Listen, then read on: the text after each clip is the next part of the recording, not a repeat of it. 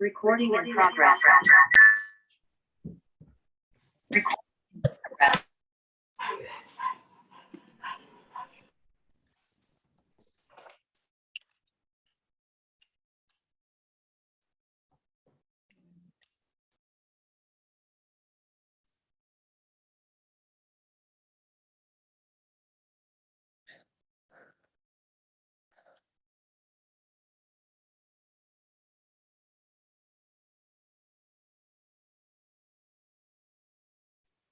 We are just letting Emily get the live stream up onto the website, and then I will call us to order.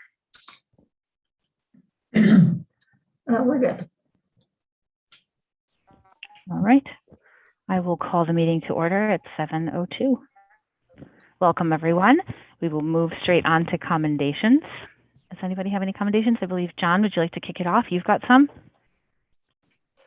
I do. Can everyone hear me?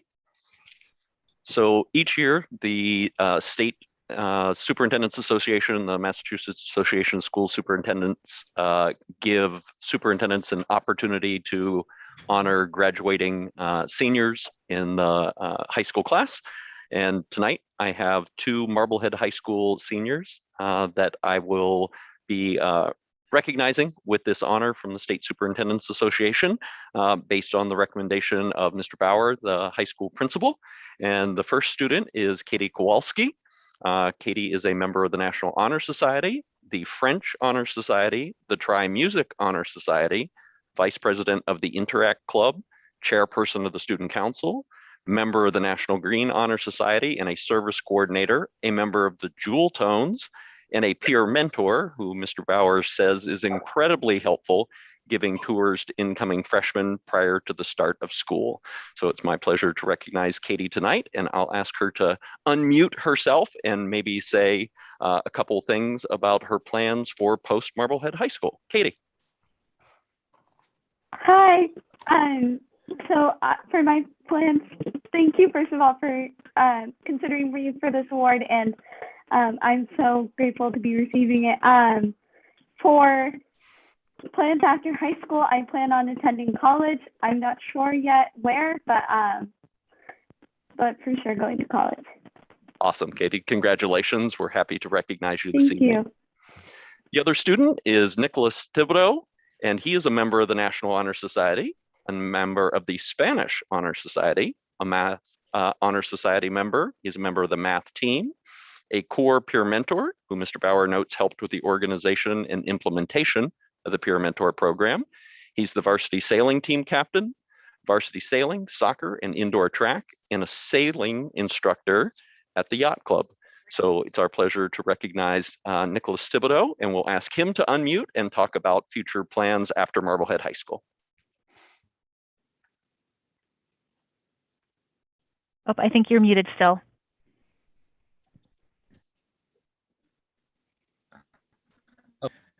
Thank you so much. I'm not sure where I'd like to attend college, but similar to Katie, I would like to attend college after high school. Awesome. Well, congratulations, Nick. Congratulations, Katie. And we have your certificates over at Widger Road, and I will drop them off tomorrow at Marblehead High School for you. That's quite the resume you both have. So congratulations. Well done. Very impressive. Congratulations to both of you. Best of luck as you move through senior year and on to whatever college that your process ends you with. Anybody else have any commendations this evening? Meg? Well, I'll do it. It's not to anyone in particular, but really everyone on the building committee, everyone who works at the Brown School and had something to do, helped out with not only the building project, but also with the event that we had on Sunday, because it was really quite a special day. And I think everyone who's had a hand in that deserves a big congratulations, and congratulations to the students and families who have done a great job transitioning into that new school with drop off and pickup, and the teachers obviously who went above and beyond getting that school ready for them. So just a job well done all around. Absolutely agreed. Thanks, Megan.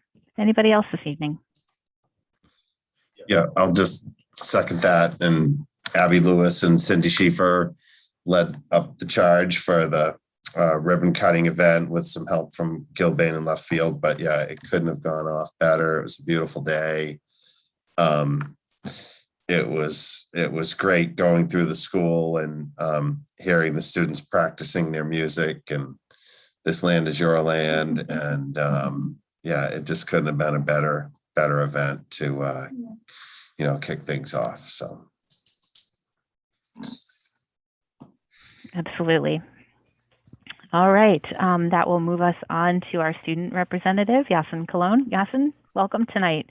What do you have on tap for us? Hey, thank you. Not a super ton this week, but we still have some stuff. We had positive feedback from our day 0 on October 13th. Just a reminder, the freshmen had day of service, sophomores and juniors had the PSAT, and seniors had college visits and workshops. The math team won their first meet on October 7th.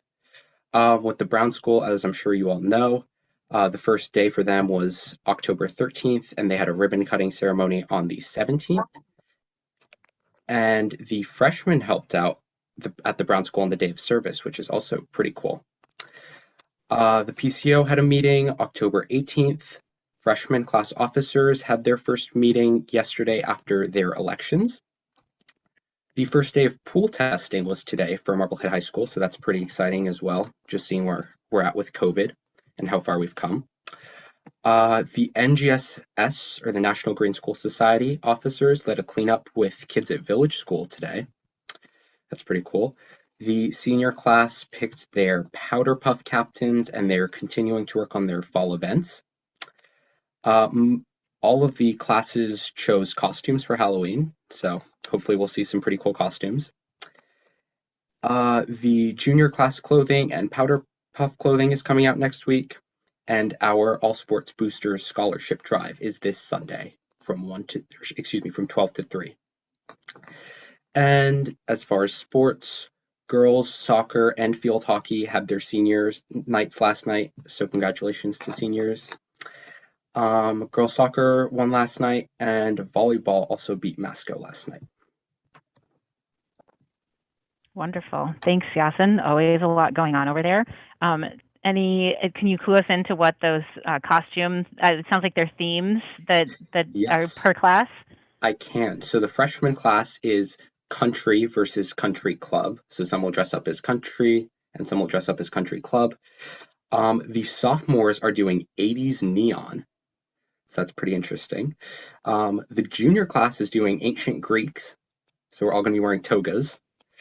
And the senior class are doing characters and celebrities from the 2000s. Love it. Thank you, Yasin. Yeah, thank you so much. All right, that will move us along to our public comment. If anyone wants to make public comment, please use the raise hand function. We will allow for 3 minutes per person. And if you will please remember to state your name and address for the record as well.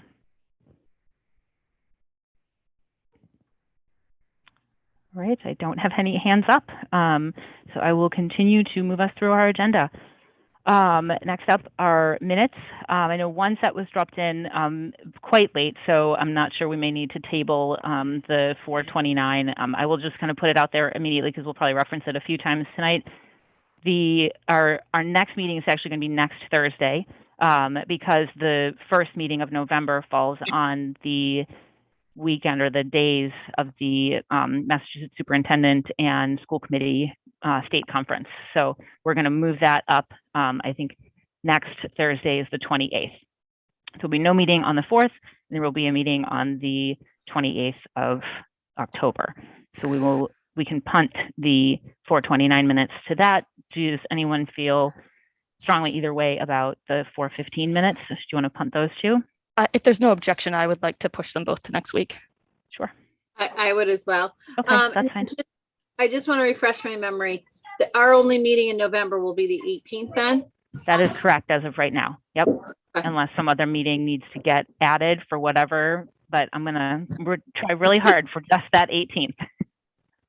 I'm holding you to that. Please do.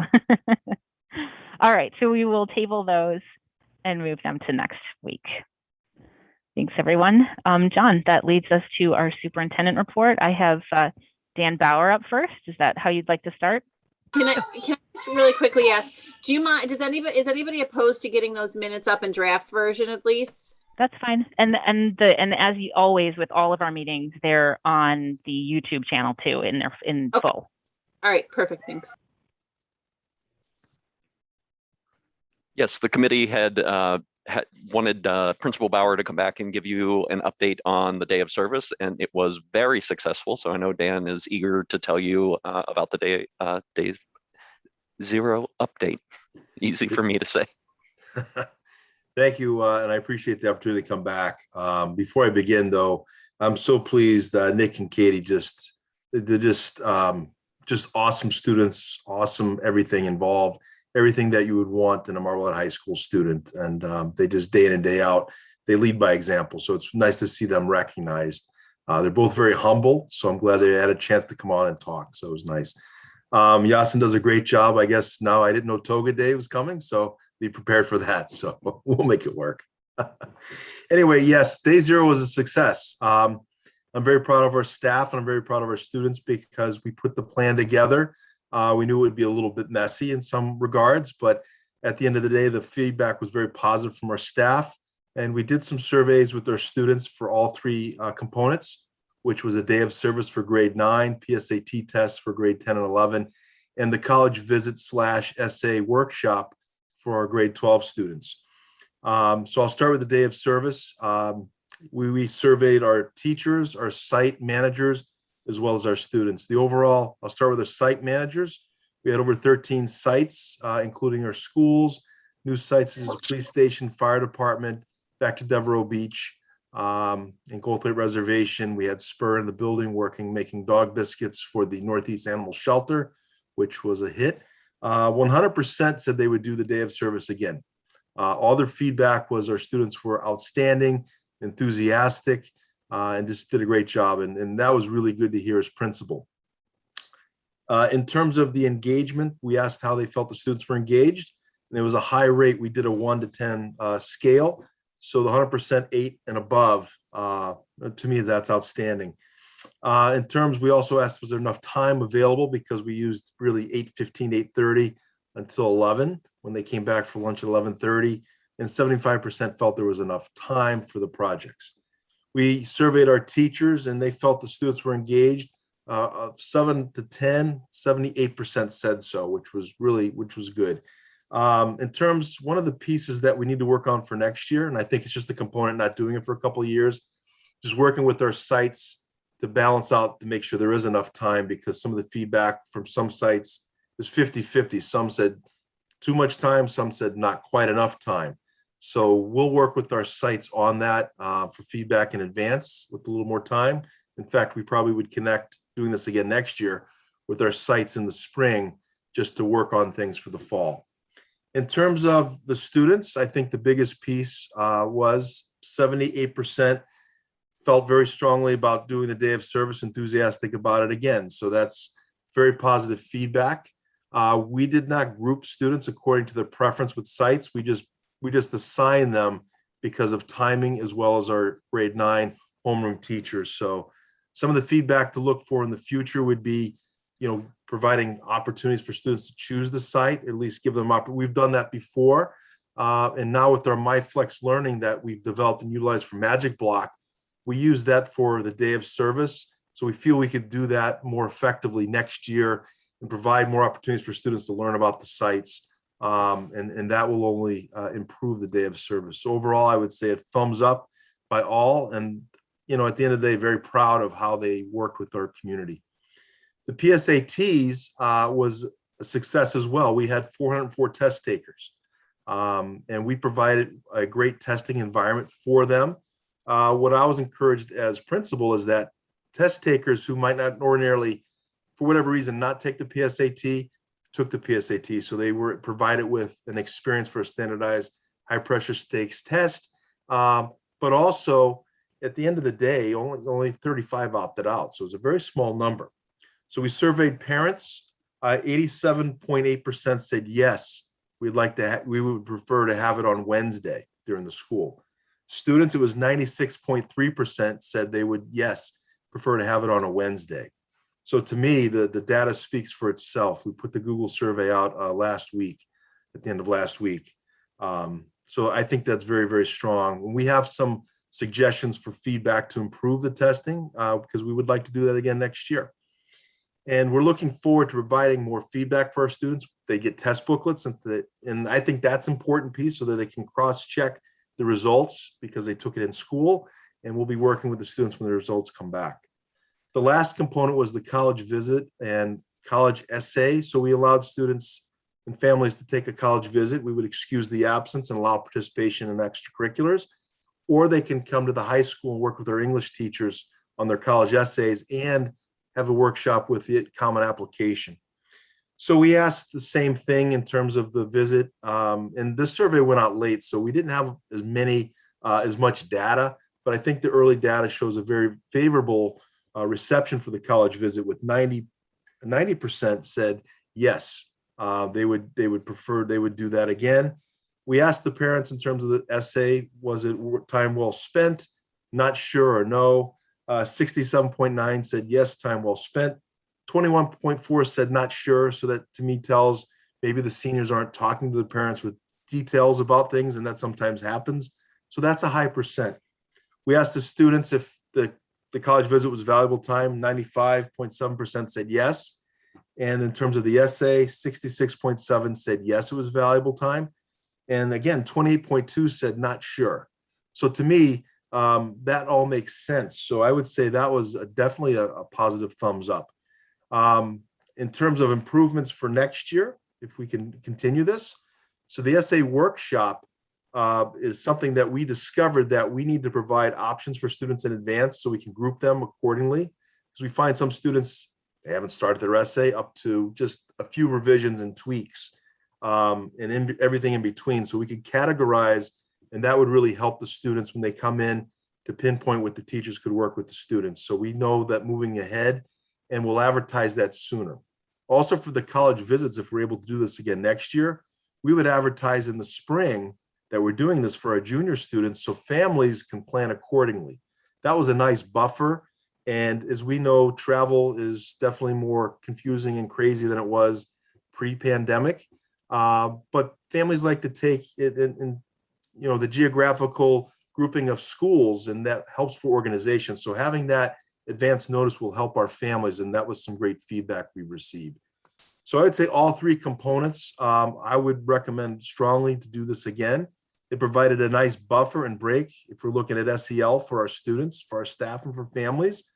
And at the same time, it provided a very valuable service, and we're really curious to see the PSAT data as we work with our students. Part of the recommendations too was that things to do better is there was recommendations to take a look at, could that possibly be a half day and tie that in with, again, this is a lot. I don't want to put the cart before the horse and we have to work through things, but utilizing a half day for that, where we could start the PSATs a little bit later, provide a buffer for organization. And that way the students, when they're done with the PSATs, quite frankly, it was like the MCAS. They were really kind of done. They were exhausted mentally from that. And the college visits, if you're teaching a senior class, there's very few students in those classes, for example, AP Gov or AP Calculus. So at the end of the day, that's something maybe we could look at with an early release in December and moving that over, because I think that would benefit our staff to tie in that long professional development day on a Tuesday and wrap things up on a Wednesday. Again, I don't want to promise something that I can't deliver or put the cart before the horse, but those were great recommendations from our staff. And I think that makes a lot of sense. I do have to thank a number of people. Our staff was outstanding and made it work and happen. I want to thank you for the parents and guardians for their support and trusting that we were able to make this an awesome opportunity for all of our students. And again, our students just did a great job. They really, really did. And a few staff members too really helped. Jen Billings, who runs our service learning class, worked closely with the day of service. So that was huge help because she connects with the sites and the organization piece. Also, Nate Trubiano, who does our SAT and PSAT testing anyway, helped coordinate that. And as well as Lindsay Donaldson, who has stepped up and gone far above and beyond with the MyFlex Learning for organizing all of these students. So everybody had a place to go. We could account for the students, and that was outstanding. Our staff, our clerical staff as well, were hugely helpful. Christine Tchaikovsky, who had a big hand in the PSATs and organized with the school counseling department as well as the admin team. And I can go on and on and on, but if I were to give the recommendation, I would strongly encourage doing this again because it benefited students in a large way in many different capacities. And I think with the feedback we received, we can improve the product even further moving forward. So I'll stop now because I'm sure I went over my allotted time. But thank you again for trusting us and providing the opportunity, and with Dr. Bucky and Nan Murphy's support as well, to allow us to take a chance with this. And we're very appreciative of that support. Thank you. I was really glad to see that back on for this year, and thank you for that update. So it sounds like it's just all kinds of really good things. And from my perspective, you're absolutely right that kind of that ease back in from that long weekend and the SEL component to that. I think that long weekend was really needed for all of our students, and really nice for the high school to be able to kind of step back in instead of right back into classes. So thanks, Dan. Sarah, I saw your hand up. Yeah, no, we usually do the calendar in January, so we should be able to tag the information that Dan just gave to us in with that discussion and give him an answer in enough times to kind of like notify families for travel plans and things like that. I just wonder one of my questions calendar wise is that makes that a 2.5 day week versus like if we did it the weekend, like the Friday before, does that then give people a 4.5 day weekend, if you know what I mean? Yeah, and I probably should have conversed more in terms of the recommendation, but I wanted to be transparent as that was discussed. And as with anything else, in terms of our, hi Bennett, sorry. In terms of our calendar and how it works, we call it day zero for a reason. It's a day that's accounted for, that's working with staff. So it's just up to us to work on the rotation. That's why it's day zero. So the day is built, it's built in. So Again, there's a lot to look at that piece, but a very simple recommendation. Sorry, my computer keeps sliding off the toy bucket. It's scanning. I'd like to thank our nurses too, because they did a lot of work making sure that all students that needed attention for the sites, they did have what they needed. So, and they went above and beyond as well. As always. Wonderful experience.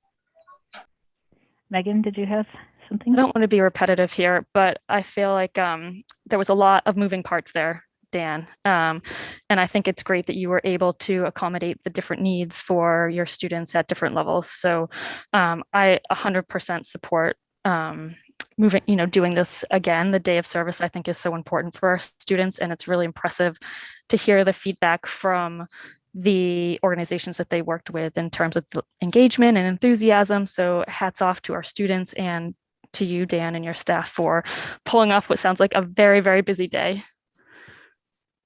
Thank you. All right. Thank you for joining us, Dan. We really appreciate that update, and we'll look forward to hearing it next year as well. Thank you. So maintaining, keeping planning for success on the front burner and on everyone's radar. I'm going to ask Assistant Superintendent Nan Murphy to give a brief update on the teaching and learning components, the curriculum piece for that, in addition to an update on the K-3 scheduling group that she's been meeting with. So those will be the two presentations that Nan has. Great. Good evening, everyone. Sarah Gold, if you wouldn't mind, can I share my screen? All right. You should be able to now. Awesome. Thank you. We can see it. All right. So Dr. Bucky asked me to update the team on 2 initiatives that's currently happening in my office. And the first one is having the conversation around the elementary schedule. If we think back to early August and September, we had a lot of conversation in the community around needing to understand and want to know a little bit more about the schedule, in particular the recess block. So we have had 2 meetings and discussed a number of different things. But before I get into that, I just want to share with you some of the guiding principles that the team that developed the schedule anchored the work in. We're not there with all of these, but these were the priorities that the team isolated. The first one being common planning time for our teachers to work collaboratively and professionally. We really value our teachers and want them to be able to lean into each other. There's so much work to do, so much curriculum coming at them that we really wanted to prioritize their time with each other. We also wanted to incorporate something for the district called the WIN block, which I spoke briefly about.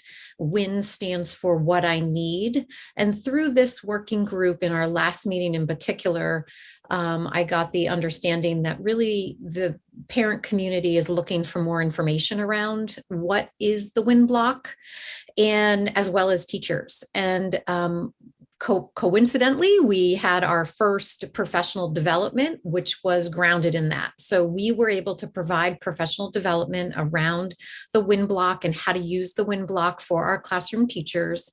But just to reiterate for people who are out there listening, the WIN block is a block of time in academic schedule that allows teachers the time to respond to kids at their academic levels in what their needs are.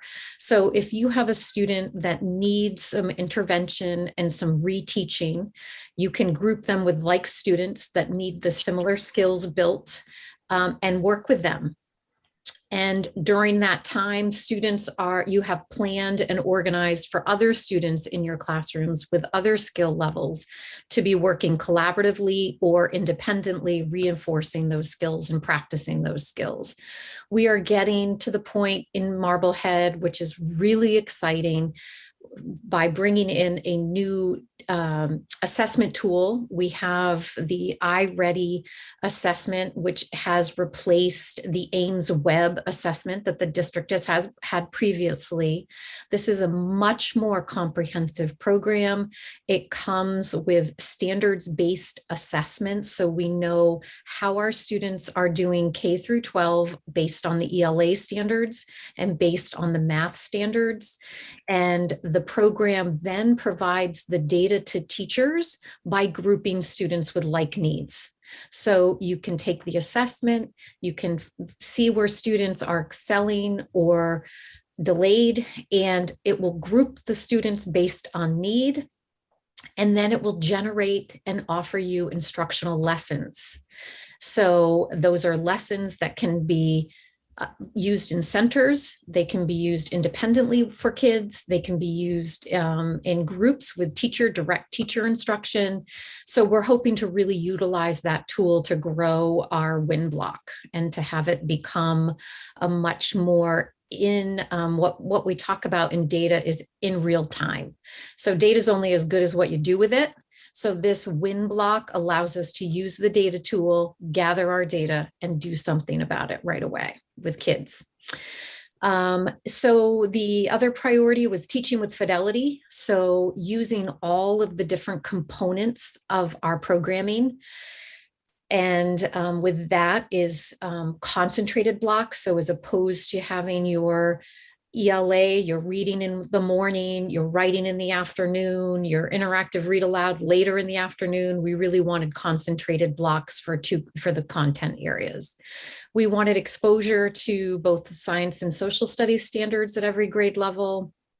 We really wanted to target our staffing support and where push-in support was happening for teachers. And as always, we wanted to support our students with SEL and cultural responsive teaching and learning. So what we did at our first meeting was, after we kind of introduced ourselves and familiarized ourselves with issues around the schedule, we went out and every committee member went out and sought feedback from stakeholders. So teachers, families, in some cases, students we were able to come back and share out what we had learned. So some of the strengths that people were able to determine were teachers really valued that common planning time, and they like being able to meet and be accessible to each other every day at the same time. They like the consistency of the daily schedule. Students really like being able to come in and know what their academic day looks like every single day. And that is the key to trauma-sensitive schools, is a consistent schedule. So we've been able to provide that for our students and teachers. Access to support staff. So we're having teachers say they've never had so much support in their classrooms. So that's been a real plus. Aligned approach to services. So the development of our special education teachers' schedules and our tutors' schedules have been really much easier and more comprehensive.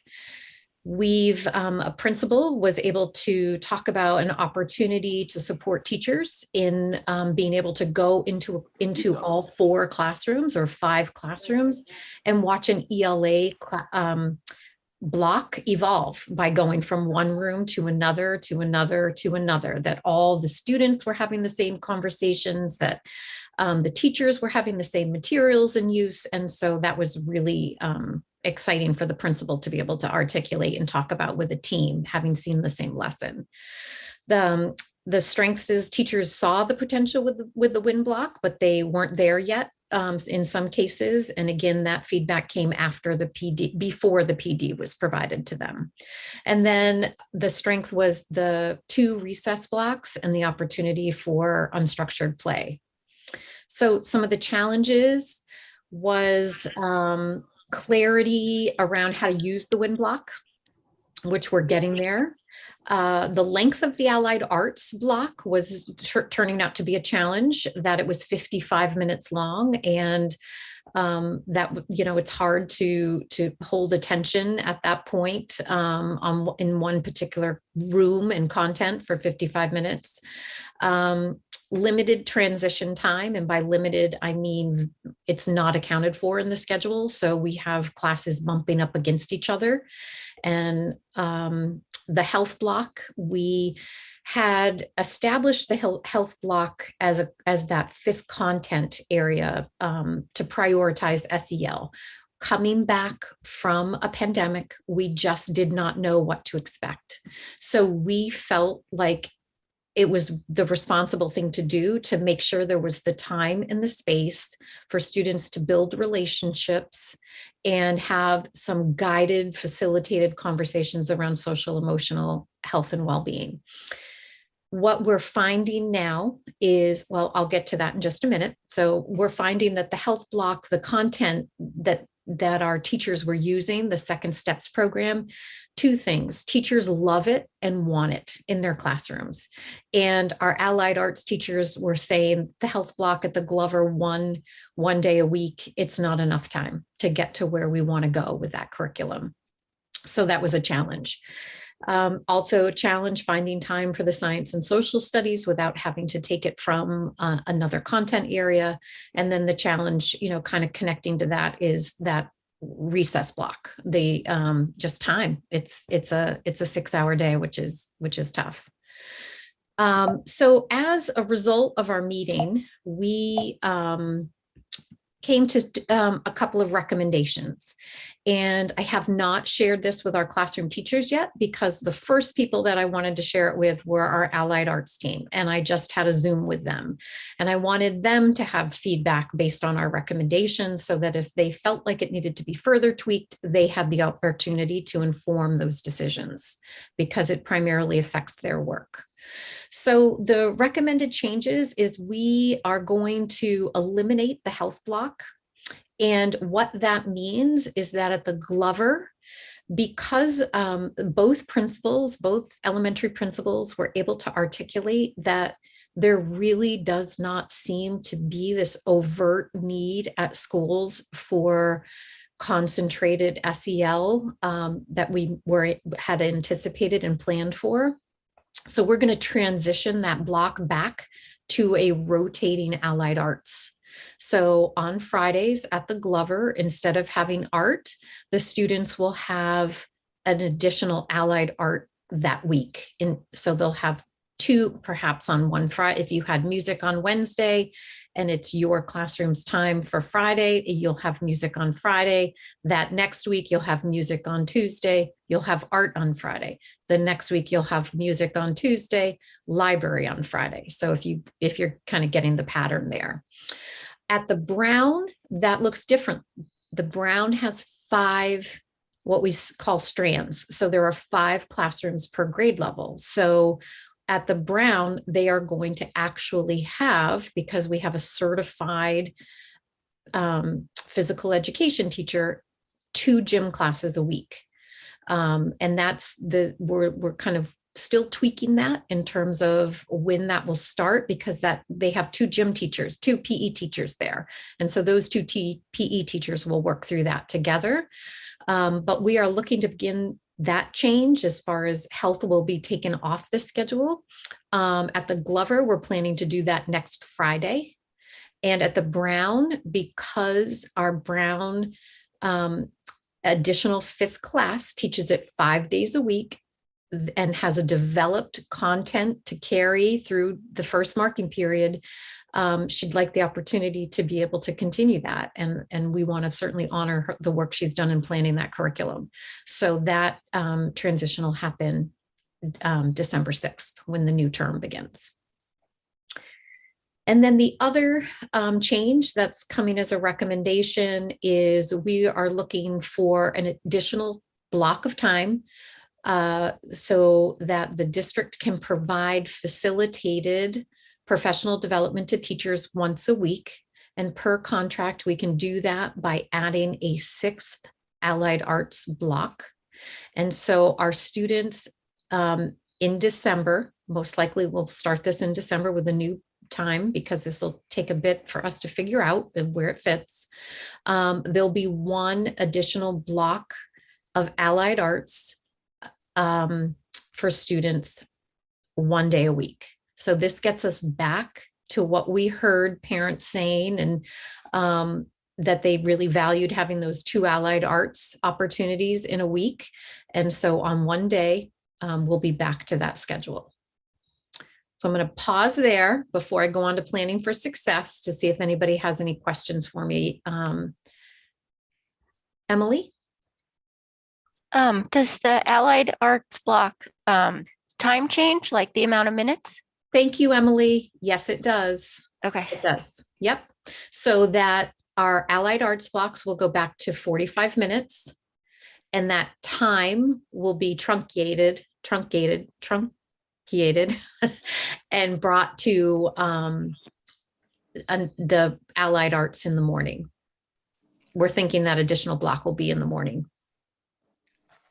I think that's Sarah? a great idea. Oh, great. Sarah? Just on top of that, then, are we giving anything up in order to put that additional allied arts block in? No, we won't be. We'll be shifting those minutes around and kind of connecting them with some content that might be already happening. So no, we're not. So essentially, this is going to resemble the with the addition of the wind block. As far as specials go, this will be the special schedule we all knew previously. Correct. Okay.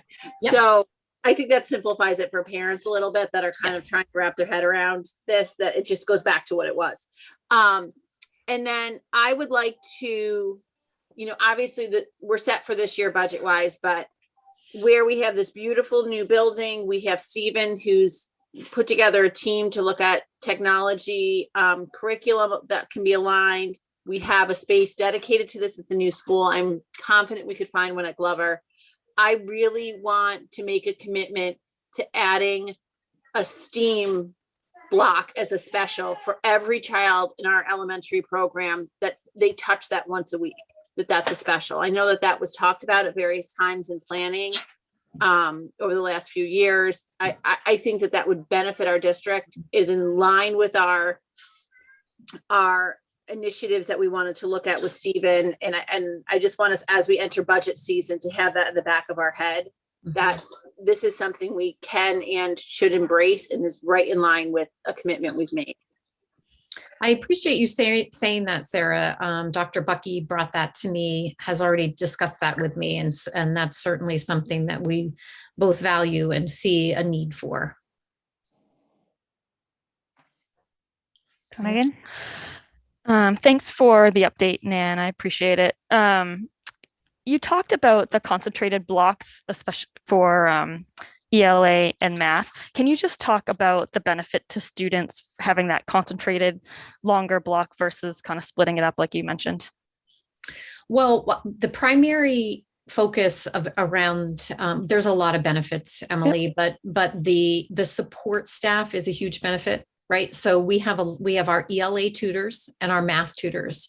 So by having large blocks of concentrated topic areas, they can go in and support students and pull students from two different classrooms together to work on assignments. But also the guided reading approach. It's the reader's workshop model, which is primarily what we use here in the district.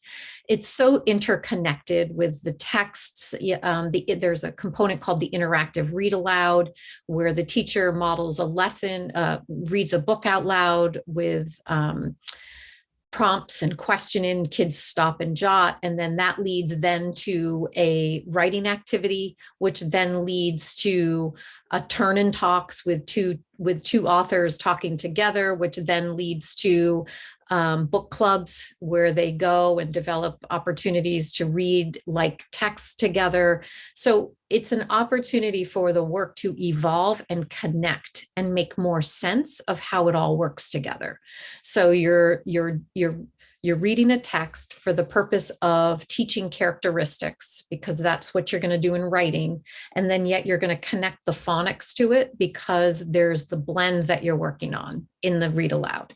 So it's just a really has a lot of interconnectedness to it, and just it just if you disconnect from it, it's hard to get kids re-engaged. In particular, if students are leaving the room for services and you need to share that read aloud text so everybody can then follow in the stop and jot and the reading and the writing activity, if you do it at another time and somebody's service is at that time and that group isn't in the room, then they miss that text, and then they miss the writing lesson doesn't make sense. So it's there's a lot that goes into developing schedules at the elementary level, at every level, but in particular at the elementary level. So okay, that makes a lot of sense. I really appreciate that explanation. The other question I had was, taking that, or by removing the health block, how does that impact the delivery of the second step and the SEL, the implementation of that curriculum? So can you just talk about how second step is implemented throughout the elementary levels? So in the past, second step happens in the classrooms at different, from my understanding, at different times based on teachers. There are lessons like units on developing class community. What does a good student look like? Well, a good student listens, a good student waits their turn, a good, depending on the developmental age of kids. And so those lessons are kind of embedded all day long for some teachers. Some teachers might use morning meeting to reinforce those skills. So you teach it explicitly, and then you have conversations and practice for the rest of the week. So I think teachers would go right back to how they have done it customarily, which is kind of on their own. They all have shared kits in the district. They all have the same materials and have been doing it for a long time and had great success, and really missed it when we brought it to the health and content area. Okay, great. And then just following on from that, how does that work with, or does it with the PBIS that we have in the district? So great question. I would leave that to our elementary principals to articulate. I have not really seen a lot in terms of what's happening in schools with PBIS. I mean, last year it wasn't a normal year, so all of the typical components of PBIS I haven't been able to see, which are school assemblies, which are tokens that you earn and opportunities for rewards, both intrinsic and extrinsic. I haven't seen those. So maybe that might be something that the elementary principals would enjoy being able to share with you. Yeah, that would be great, John, if we could talk through that and get some more information on how that's working now that we're back in the classrooms. Sure, I'm happy to put that on a future agenda. Okay, thank you. All right, thank you, Nan. I appreciate it. Sure. Sarah, it seems like you wanted to ask another question. Yeah, another question, but a clarification too. My understanding with Second Steps is it's not per se a standalone curriculum that would have really fit this health block per se, but it's really a curriculum that to be successful is embedded in the everyday classroom, pulling those pieces in. You know, a lot of times homework will come home about it for a family discussion. It's really like a living lesson that's integrated daily to make it successful. And I think that's the way the curriculum is designed that we purchased. And then at least that's my understanding, how it was presented in the past. And then my question is, how are we utilizing, or how do we plan to utilize not just the student specific assessments, but things like our MCAS assessments, where, to give the example, we know that last year's third grade math was only partially meeting expectations. When we have that block of knowledge, are we transferring that into then making more math teachers available during the WIN block which is now the fourth grade class? Are we using these tools that we have at our disposal to maximize outcomes and know where we should target and bolster?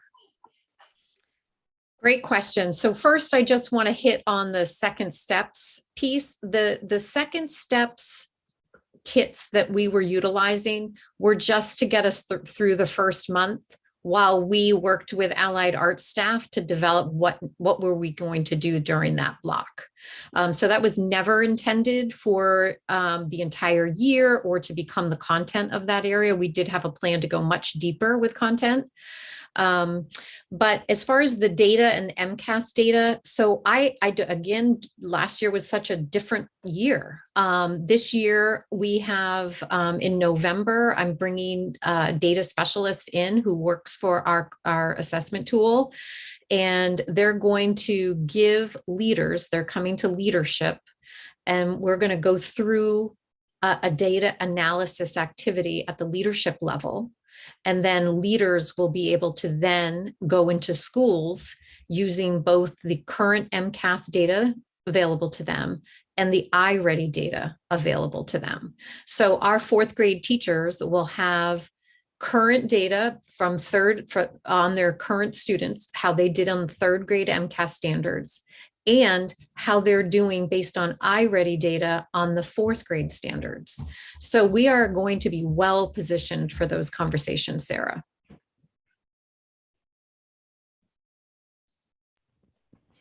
Yeah, a couple questions from me. So has any discussion gone into the length of the school day? Because I know that was something that and you mentioned like it is tight, it's 6 hours. And that was something that when we first had this conversation had been tossed out as something to look at. So yes, and I want to share with you the next slide. So this is something I went over with the team last week. Based on the Massachusetts frameworks and what we know in education around what it takes to teach to the Massachusetts standards, these are the allocated times by subject area. Morning meeting is actually supposed to be 20 to 25 minutes. But as a teacher myself, when I did it, 15 minutes was enough to do it. But really ELA should be 90 minutes, math 90-minute block, Science and social studies should be a 45-minute block. Win block should be at minimum a 30-minute, preferably 45 minutes. And your allied arts should be 45 minutes. This is just general timing. It's if you look at your framework, if you look at the curriculum map, if you look at the minutes allocated in the programs when you adopt them, this is what they tell you. We adopted a math program last year. Their scripted lessons for our teachers are 90 minutes.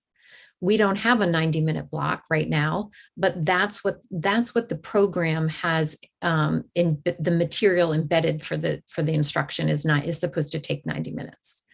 So if you look at what we have here, we've got 5.25 hours to get through your standards, your framework. Marblehead has a 6-hour day.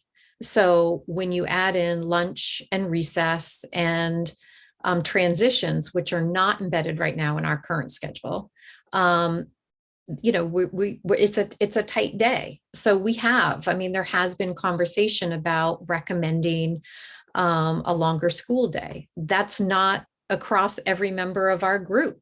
Not everybody is going to be, you know, in consensus about that, I would imagine.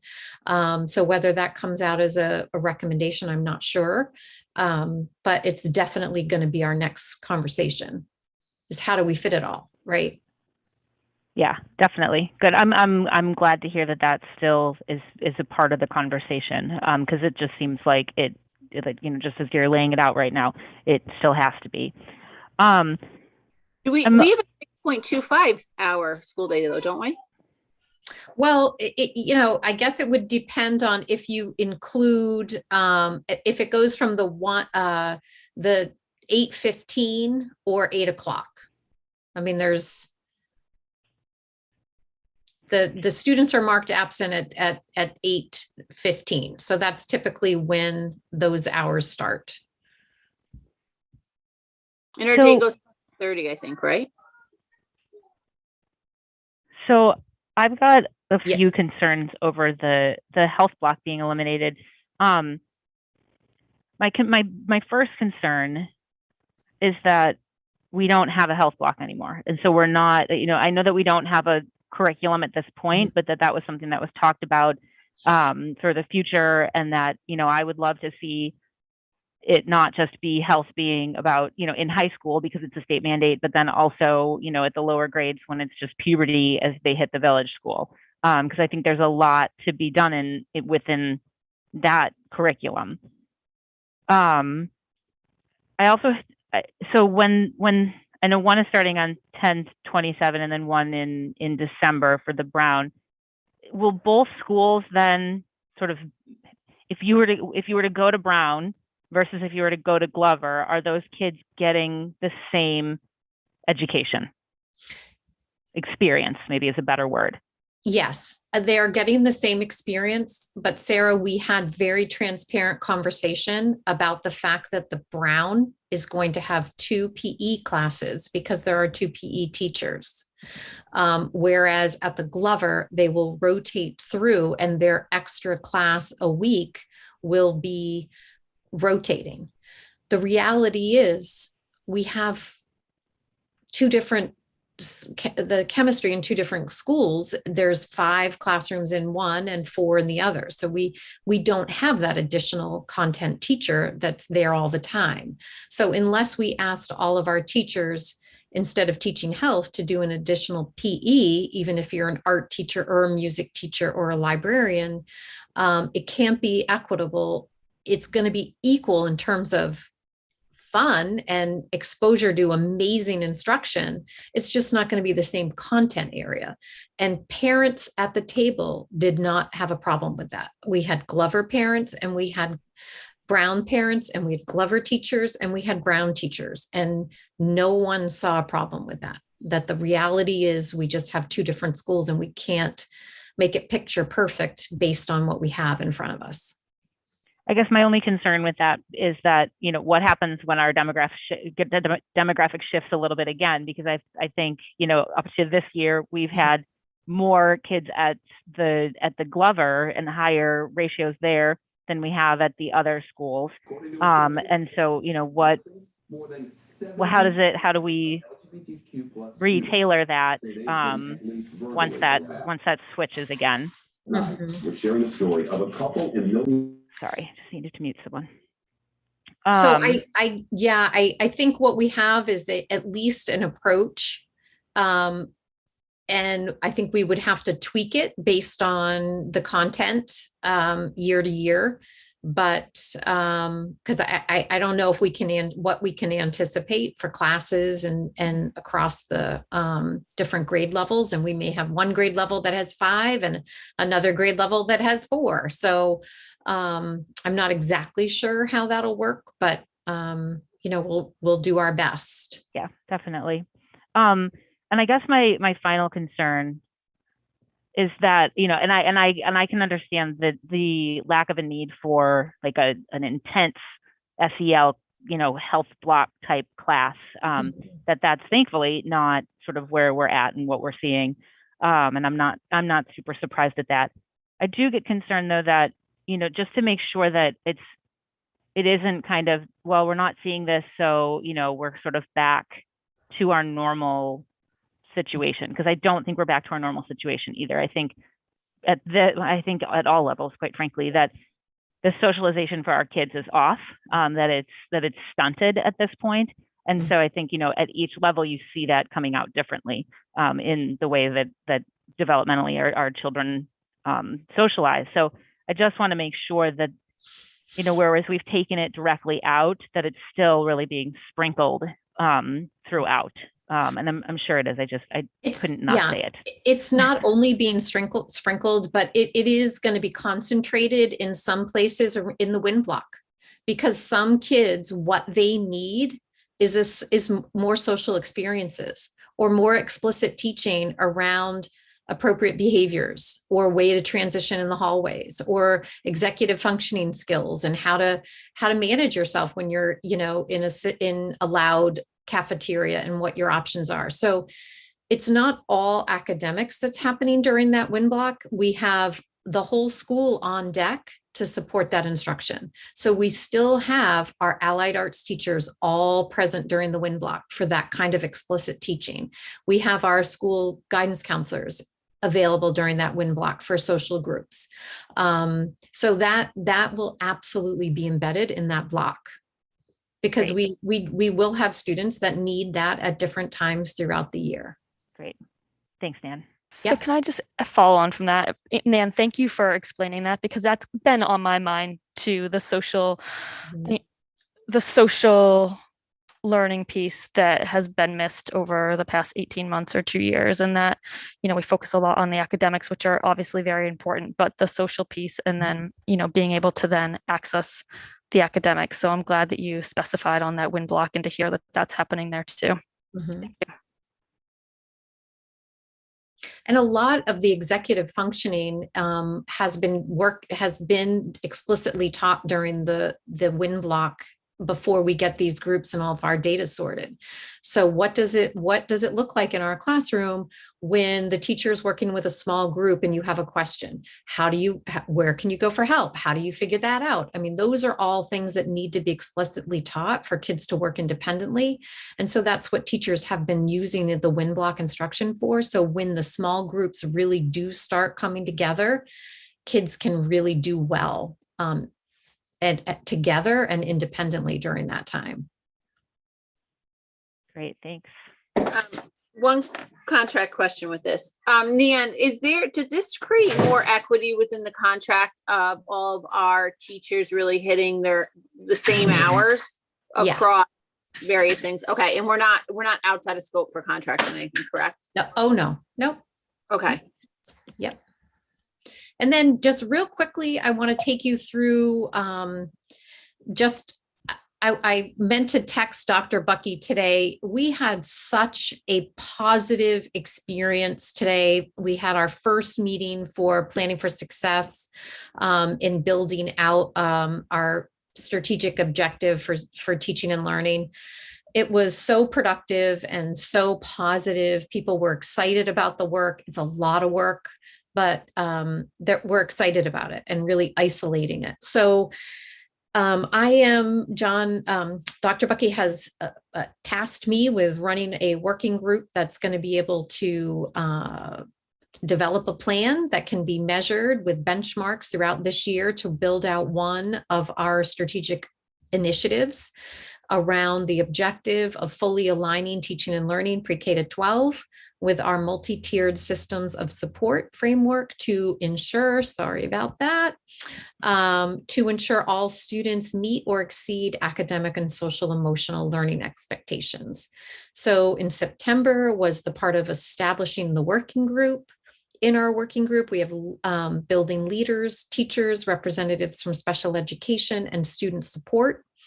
And today we met and went through our first initiative, and we came up with building out 2 components that will get us to where we need to be with a fully aligned teaching and learning pre-K to 12 plan. And that is the first one is to compile, update, and further develop a unit formally, a unit uniformly, sorry, I speech to text, text to type this, designed pre-K to 12 curriculum map. And I say compile and update and further develop because there's a level of frustration that I'm learning about in the district over the course of many years, starting as long ago as 10 years ago, where that work has been kind of trickling in and then not further developed to a place of publication and a place that really drives the work. And so I want to honor the people that have been working for years on trying to develop a curriculum map, because there are components of those out in the district. We just need to find them all and go through them and update them and share them broadly across the district so everybody's on the same page. That is going to be a big task. The second thing we all came to consensus around is to examine the current scope and sequence, which was developed in the spring, in order to come to consensus on content across grade levels, departments, schools, and the district. So kind of unpacking the Rebecca Brand and I were, and working with other people in the district, were able to put together a scope and sequence around what should be happening and where based on the standards. And now we need to go the next level and say, is this really happening? And if it is happening, what materials are we using? And really kind of going deeper into that examination. So that's kind of where we landed today. And I feel really positive that this is going to really unite the district around teaching and learning and be a really great place to feed future work in the next 4 years after this year. Everything we do will feed into this aligned approach. Megan? Not to put you on the spot, I'm just curious if there is a timeline attached to, you know, when you expect to have these pieces completed or another update to the school committee. So this, the way I understand developing a strategic plan is you first develop the objective, which we have, then you identify the strategic initiative, which we have, and then the 2 benchmark, which is these 2 elements here. These are the way we're going to measure how we get there. Mm-hmm. So these 2 initiatives will most likely take us this school year to unpack. We're going to bring our lead teachers on board to work with us through this process. And then in the spring, we reevaluate and look at the work. Hopefully it will all be done. If it's not, we prioritize the areas that we need to work deeper on. We'll use some of our summer planning time to do this work. And then we'll start looking at other initiatives that are already on the plan and thinking which ones are next. And so we'll pull out more initiatives for next year. So every year it's going to be new initiatives, but they're all connecting with each other. So just take us 5 years. This work will take us until June. Okay, and I think maybe we need to dive into this in a little more detail, offline, but just thinking about, obviously we've got an accelerated budget schedule too. So how do we tie in the work that you're doing and forward thinking enough so that we are adequately planning and accounting for what we're going to need in our budget, especially because we're going to accelerate that timeline. So that's a piece I think, maybe you two can talk about offline and we can follow up with you. We also, as a working group today, put it on the agenda for our November and early December all admin meeting agendas, so that we're talking about this as a district of leaders, what needs to happen to make this work feasible. So that'll help. Those conversations will help. Sarah? So to expand on what Megan's saying a little bit is, and again, this is putting pressure on you. It just is what it is. But I think that, if you're having these conversations in November and December, the hope, I think, was that we know what initiatives are going to require additional staffing, therefore budget, kind of before December, because we need to start, building our budget and advocating for it and knowing what that money's going towards. So, we want to make sure that you're able to do your work in a meaningful way, but at the same time, we have to make sure that we can advocate for what you guys need to be as successful as you can be in these initiatives. And then my second piece to that is, I just want to make sure we're actually not getting an initiative fatigue for, our staff, our students. I know we introduced a new schedule in the WIN block, and then we have this, and then we have the technology initiative. To make a success out of all of these, I wonder if we need to have a conversation with it that brings that timeline of all these cross sections together, and that we're not throwing, 6, 7, 8 initiatives at the same staff for a current year. Because I want to make sure that these are all very successful and our staff is amazing, but everybody has their limitations. Duly noted. I completely agree. I think what we're going to find is that this work, because it is so focused on improving what the current conditions are, I think our teachers are going to be happy to see this work and be engaged in these initiatives. I have to be honest, I've never been in a district that did not have a curriculum map or a scope and sequence. So how teachers are managing the expectations of the standards-based instruction is it's got to be hard to do. So I think this work will really help them plan together, be able to, collaborate and assess students. Until this fall, we've never had an assessment calendar in a district, to my understanding. So like all of these things will connect, and I think teachers will be, I think there are some initiatives, Sarah, that are really cumbersome. I think people will be able to get behind this. I think we'll have to overcome the fact that they've been asked to be part of these things and it hasn't come to fruition over the last 10 years.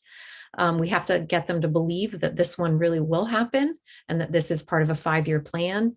And we're committed to the work. But I think getting them, once we can get them invested in that mission, I think they're going to probably be excited to be part of the process.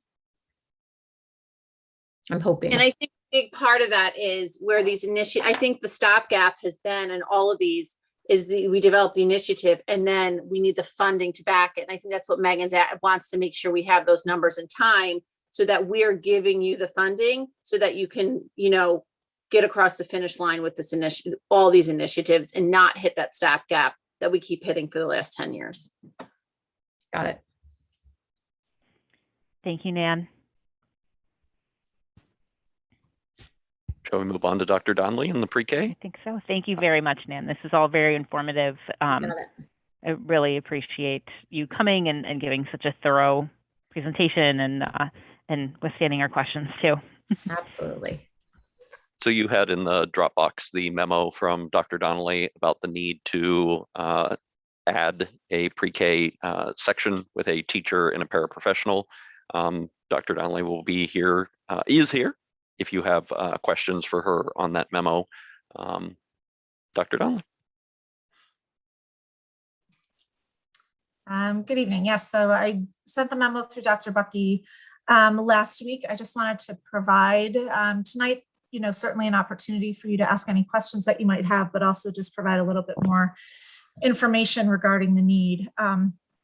So we are projecting that we will need, at this point, one sub-separate classroom. So that would be staffed by a teacher and 2 support staff. We right now anticipate, even though we can't formally make the recommendations for placements until a full IEP team meeting is held, we do anticipate, knowing what we know now, at least 2 to 3 students starting in that classroom imminently. But I did also just want to note that we currently have 26 pre-K age referrals that we know of right now. Right now, only 3 of them are early intervention students who are more than 6 months away from turning 3 years old and thus being potentially eligible for school-based services. So 14 of those 26 are from early intervention, but as I said, 3 of them are around 6 months out from potential enrollment, and 12 of them are parent referrals. So that is a significant number of students. There are we anticipate some high needs students in that group. And as we learn more information, we'll have a better sense of what we may need further down the road, but this level of staffing does feel necessary at this point in time. Thanks, Paula. Megan, I see your hand up, and then Sarah, I think I just saw yours too. Thanks for this update, Paula. I appreciate it. Do you, and this question might actually be more directed at Michelle if Michelle Cresta's on, but unless I missed it in the memo, but is there a cost associated with this? Do we know how much this is going to cost us? So I will admit to being too green to have really I just saw Michelle's face pop up. But I'm on board to answer it as well. So yeah, a teacher and 2 support staff at this point. If we were to make to make sure that it was the same as what's at Glover, it would be a teacher and 2 tutors, not paraprofessionals. The estimated cost for that would be about $110,000. So, and we are able to cover those costs through our revolving fund. Our preschool enrollment is a little higher than we anticipated it to be. So we didn't fully, where we were expanding the program last year, we didn't want to count all of the revenues. Right. So we do have a little bit of flexibility there, but it essentially will use up the rest of the unaccounted for revenues coming into the revolving fund. Okay, thanks, Michelle. And then Paula, if we're creating a new classroom, is there a maximum number of students? I'm assuming these are all students on IEPs in this classroom. So is there a maximum number? Yes, so because we would be considering this a sub-separate classroom, the max number of students in that class with a teacher and 1, the reg say aide, is 9 students. And right now it's at 3? Right now we're projecting 3, 4, it could go, we expect it will go higher. We just don't know for sure yet. Right now, in terms of openings in the integrated classrooms, there are both Glover and Brown each have room for 7 additional students with disabilities and 2 model students at Glover, and I believe 1 at Brown. So can you just clarify for me? I forget how the ratios work, but if we were to add all 7 of those additional students with IEPs, do we have to have those 2, those model students as well? Yeah, so those numbers indicate how they would be spread out across all of the classrooms. Yeah. So the regulations indicate that we can have up to 15 students in a classroom with a teacher and an aide if only 6 or 7 of them are identified as students with a disability. So the ratio can't be 50-50. There's got to be 1 more student without a disability than with to be considered an integrated classroom. So mathematically, it sounds like we have this separate classroom, and that is different than the integrated program that we have an immediate need that we need to approve that for. And that's a no-brainer. We need it. We need to do it, period, in my mindset. But then with what's coming down the pipeline, whether it's parent referrals or EI, it sounds like there's a very real likelihood that we are going to need to add, on top of that, another integrated classroom at the preschool level before the end of the school year in order to make our ratios and to accommodate students properly. Yes, I think one ask now and one ask within the next couple months. Yeah, it may be. I think it's, it's hard for us to tell with so many referrals. We haven't had chance to get eyes on all of these kiddos yet to even make an educated projection, which is even still kind of dancing around what we should be doing in terms of predetermining eligibility or placement. But I do think there is potential for that need, knowing that these 26 right now will not be the last of the referrals that we get. Yep. And so that budget is one piece. Space, we're good on one classroom. We're probably starting to hit a wall when we need our second classroom. So we need to be thinking down the pipeline for space too. Yes. And I just, I want us all to be cognizant of all this.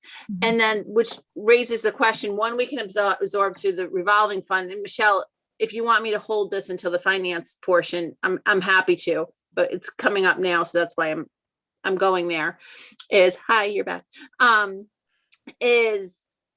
We haven't had a budget freeze in 2 years, but in the past it was like October, November, here we go. Are we, in likelihood, and if we're being honest, are we looking at a budget freeze? And if so, when's your best estimate?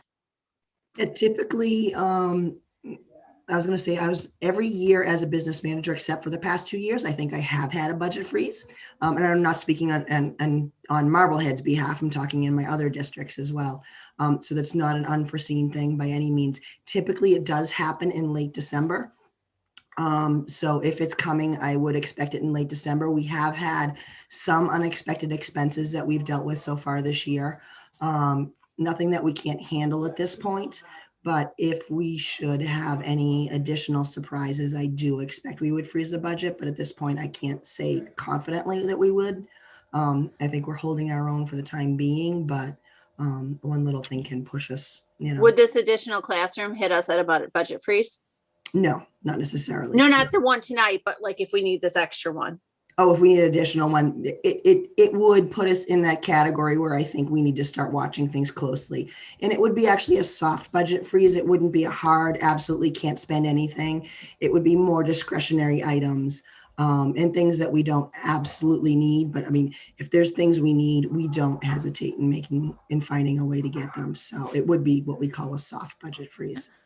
Michelle, can you expand on that piece, especially with this need? Because we've got, from what we've heard, I think it was last week or the week before, we've got $250,000 in the circuit breaker fund that we've, created that buffer. And we also have $250,000 in the special ed reserve. So that's $500,000. So you're saying this cost is going to exceed that and require us? No, you want to keep a certain amount of special ed tuitions in reserve, because Absolutely. At any point in the year they can come along and they can be pretty substantial. I mean, they start roughly at 50,000, and we could have one student cost us, $150,000, $180,000. Yeah. So we definitely want to try to keep that in reserve. So when we start to see things going out of whack a little bit, not necessarily saying we're going to use every single penny in every single reserve account. Just if we start seeing things, trending a little bit more than we like, or we just need to watch it a little more closely. It basically just puts the onus on me, where the principals need to ask me basically for everything they spend. And, if it's an essential item, absolutely we spend it. If it's an essential repair, if it's an essential student need, we deal with it. But if it's something that we absolutely don't need, then we'll put it off. Or if it's an improvement, if it's a new equipment purchase, we'll just put it off until later in the year when we have a better handle on the budget. Okay, that makes sense. Thank you. You're welcome. Do you need a motion from us, Michelle, to these additional funds or hires? I I'm not sure exactly, to be honest. I don't think we do because this is basically operational and we can't not do it. True. Yeah. Want me to? No, just I think Paula, I just wanted to say, for me, this is indicative of the pandemic. This is the type of thing, this is like the socialization skills I was talking about with the kids that are K-3, that these are, you mentioned some of these kids are coming from early intervention, which is, historically how we know what's going on and how we can predict things really well. But you mentioned that there's a lot of parent referrals. This is this piece where people have been in their homes and not receiving services, not going into preschools earlier than what our preschools might pick up. And so these are the types of things that I think, for the foreseeable future, we can anticipate the unanticipated, and that we'll continue to see this. So, I think it just deserves to be said that these are these pieces that I think will continue to come up as we kind of move out of the pandemic and the fallout kind of continues.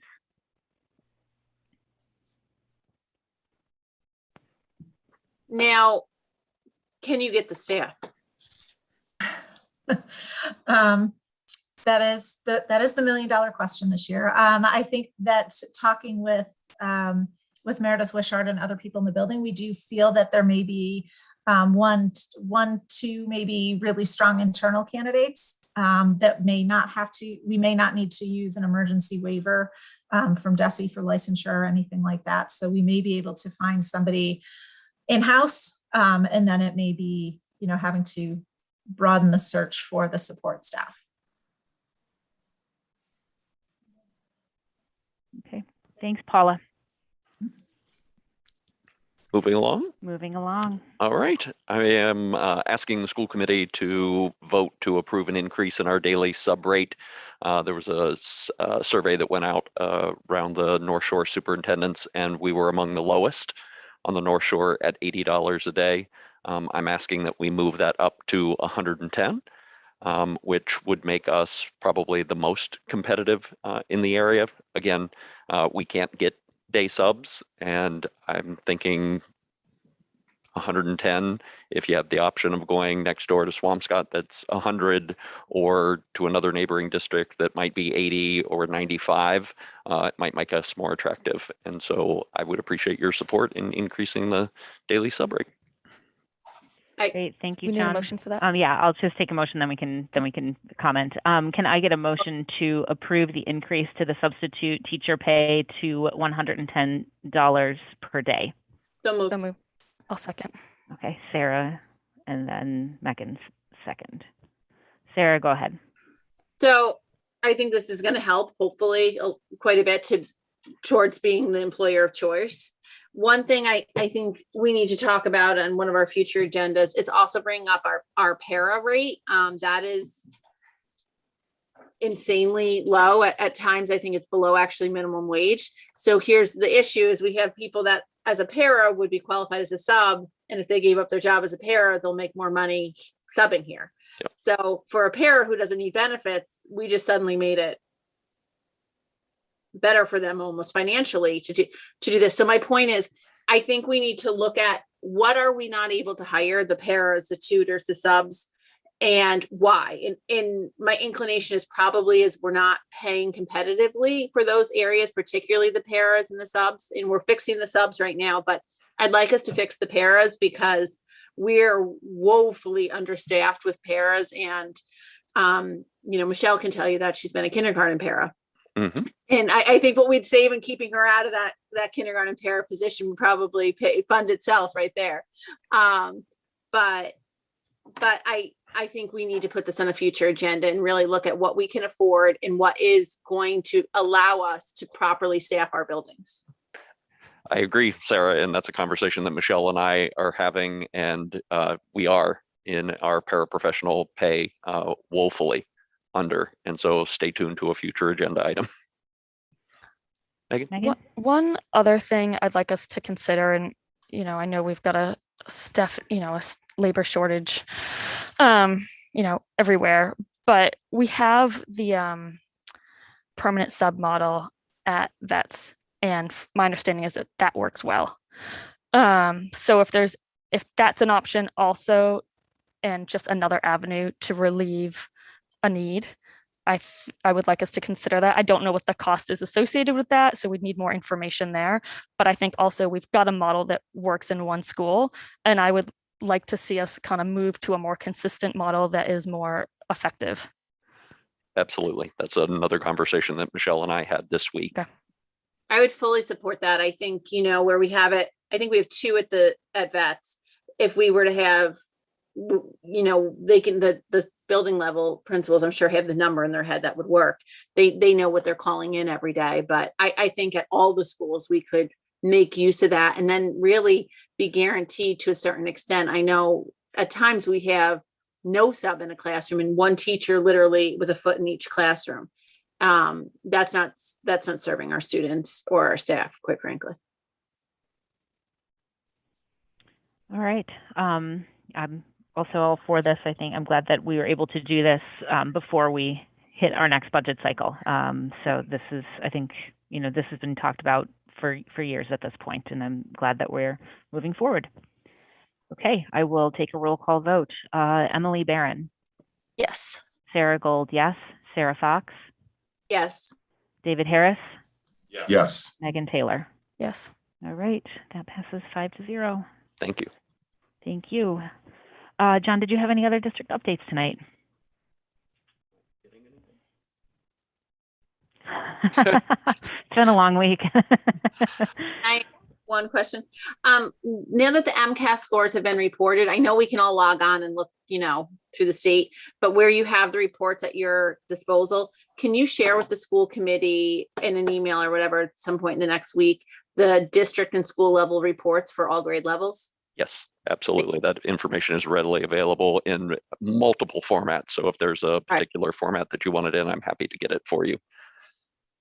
I can read it in whatever format, but I think it's just really helpful, especially as we look at, funding initiatives and where we might need more staff. It's a lot easier for us to kind of see some trends. All right. Thank you, everyone. That will move us on to our schedule of bills. Can I get a motion to approve the identified schedule of bills totaling $593,856.17? So moved. Megan moved. Can I get a second?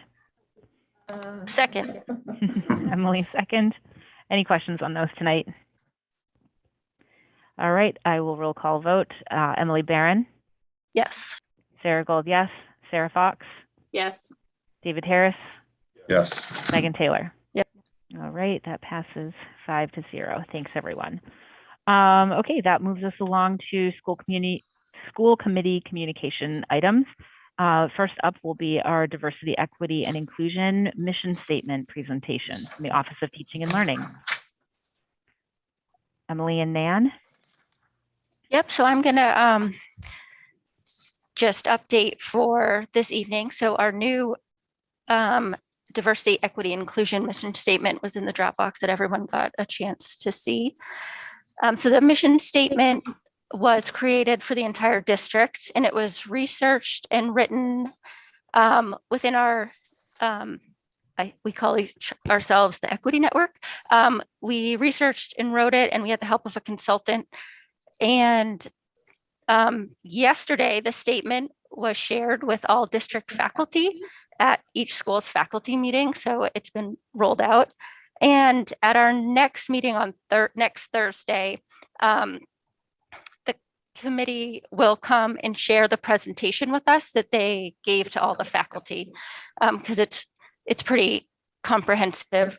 And tonight, I'm going to read the statement, and then we'll have next week to discuss it and ask questions. So we'll give everyone a week to review it, since this is, its debut. Oh. Okay. Hold on one second. Is it up? Yeah. So the DEI statement.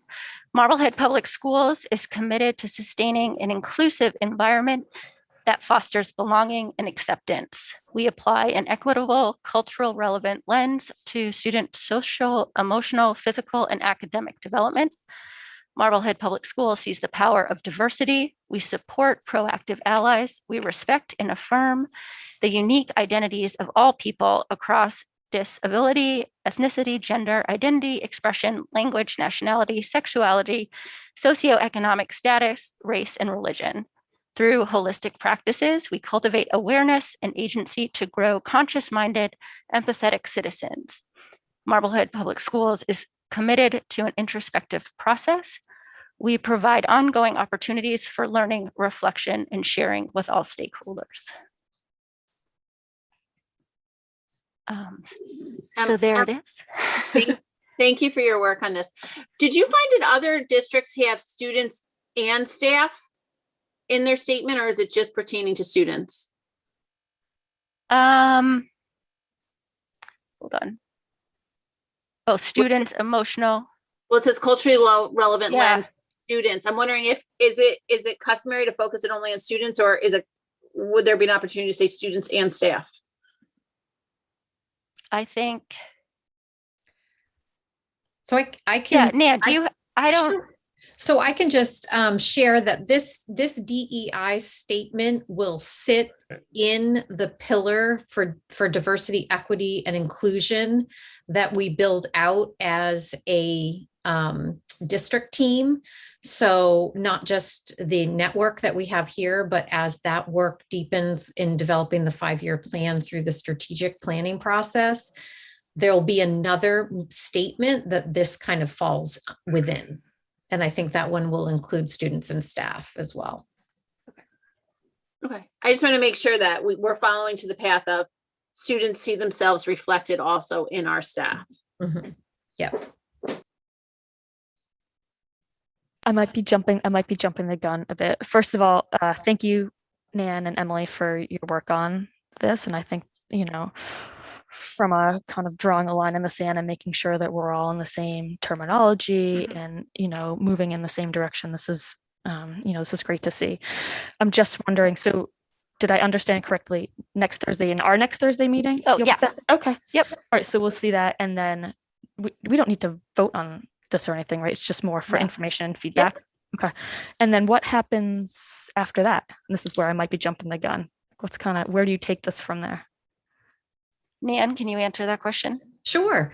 So once teachers understand it and we start building the shared understanding as a faculty, we'll start talking about how do we bring this to kids and at what developmental level, what language, what terms do we end up using at what grade levels, and teachers will start bringing this message around inclusion and equity to our kids and in the selection of some of the texts they use and just in the language that we know our teachers are so well adept at scaffolding for kids.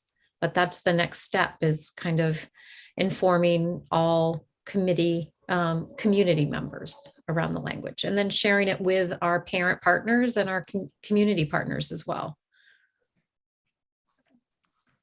This is great. I think this has been a process. I think your committee has been working for over a year at this point. And I think this is something, that we've been hearing for quite some time. This came up, the DEI piece came up as we interviewed for superintendent candidates. It was something that Dr. Bucky, we all felt that he was very strong in. And then it's reflected in his goals. It's reflected in the planning for success piece. So I'm thrilled to see this brought forward this evening. Thank you everybody on this committee for all the hard work leading up to this and, everything that'll be to come. And, I think to, kind of like Megan's question, like this in my head seems not too dissimilar from like the concept of how we put health into our classrooms and how it's always age appropriate and it's, it builds as kids build through our public school system. So I'm excited for this. I'm excited that this is going to be moved forward into our district and that, we're sort of seeing this take shape.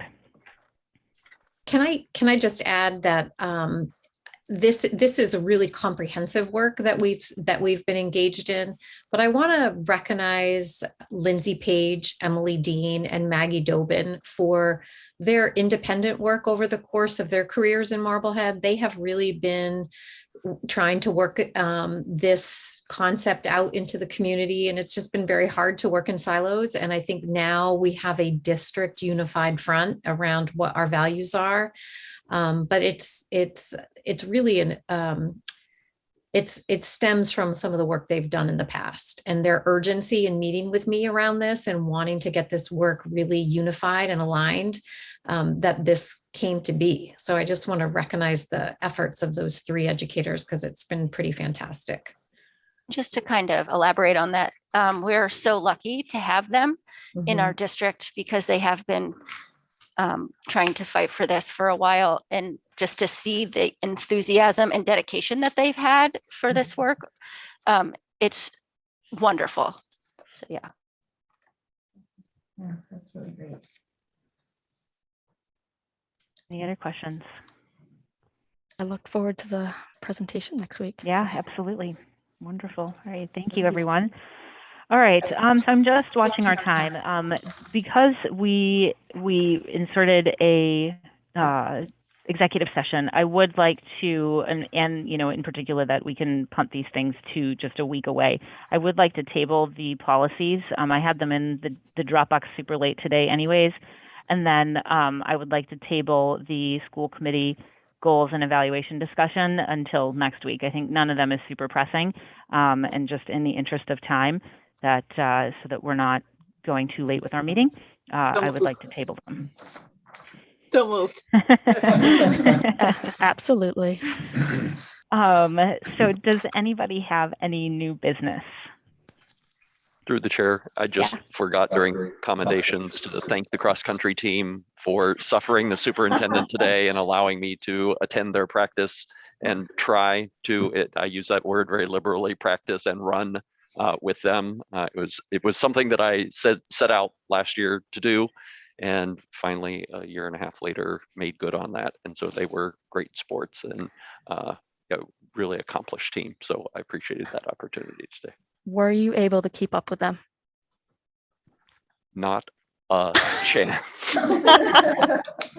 Which is quite impressive because from what I hear, you're quite a good runner. So we do have good teams. All right. There was no correspondence that.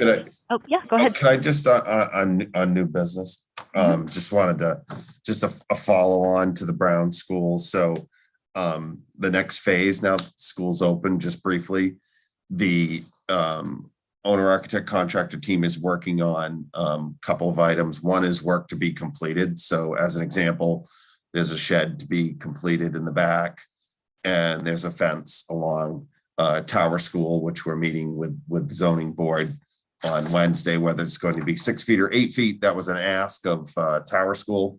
So if they decide 6 feet, we'll build it at 6 feet. If the zoning board approves 8 feet, we'll put in an 8-foot fence. So we're working through the items that are work to be completed. And then there is your typical punch list. That punch list is right now getting down below 100 items. And so work will be happening after hours or on weekends for the punch list. And then there was a review. I just wanted to make it known on, geez, I jumped off the meeting by 10:30, but the intent of the meeting on Wednesday was to have a review of what could be considered small wares or asks by Gene Raymond had some recommendations after seeing the school where maybe some painting was left out that would be more cohesive and match in certain areas. Things like needs of teachers, some things we already own, what cabinets could have locks on them, and we wanted to see how teachers felt about, the millwork and where they wanted to have locking cabinets. So the committee, the team, Gil Bain, Left Field, and Gene Raymond and staff, they worked through with Sean Satterfield, because a majority of the recommendations came from Sean and his staff. They worked through close to 84 items on Wednesday, and so they'll continue to evaluate those. And we have no challenges there of any significance, so that's really good. And then the other thing we'll be doing in the next couple of weeks is, myself, Michelle, Dr. Bucky, Jason Silva, Left Field will be putting together a comprehensive financial status update of where the project stands and what commitments we have outstanding. And David, while I was there today for my kids, I noticed because as is typical, this is not like this is not unique to us. As you start to use things might break a little or whatever. So we'd had some issues on the playground. There's one structure that every day when I pick up my kids, teachers would hand me a piece of, like another piece today. But already Tripp found out about it a day or two ago. Already today, he had someone on site when I was there to look at it, to I was really impressed with how quickly he did that turnaround. So I know it's been a discussion I've heard among parents. It's not that there's anything particularly wrong. It's just this happens when you start using the building, and he just put it on the punch list. And the key factor here is how quickly Gilbane is responding to these concerns. So I think it's impressive. Wonderful. All right. Thank you, David. There's no correspondence, so that leads us up to the executive session part of our meeting. Just so that everybody knows, after when I motion and we vote to go into executive session, the public will no longer be allowed to be in that in this part of the meeting. So everyone can feel free to leave the meeting before I have to kick you out, because we have no intent to return to open session. All right, so can I get a motion to meet in executive session pursuant to Massachusetts General Laws, Chapter 30A, Section 21A, Purpose 3, to discuss strategy with respect to litigation, specifically Boyd Perry versus Marblehead Public Schools et al., MCAD 21 BEM 01943/EEOC 16-2022-00020, because an open session may have a detrimental effect on the litigating position of the committee, and the chair so declares. We will have no intent to return to open session. So moved. Megan moved. Second. Emily second. Okay, I will ask for a roll call vote. Megan Taylor. Yes. Sarah Gold, yes. David Harris. Yes. Sorry, people are changing. Sarah Fox. Yes. And Emily Barron. Yes. All right. So we are now in executive session. Yeah, we'll have to boot people. So hold on 2 seconds, and I need to turn us, and we will enter into executive session at 8:43. Yes, I'm going to turn us off of YouTube first.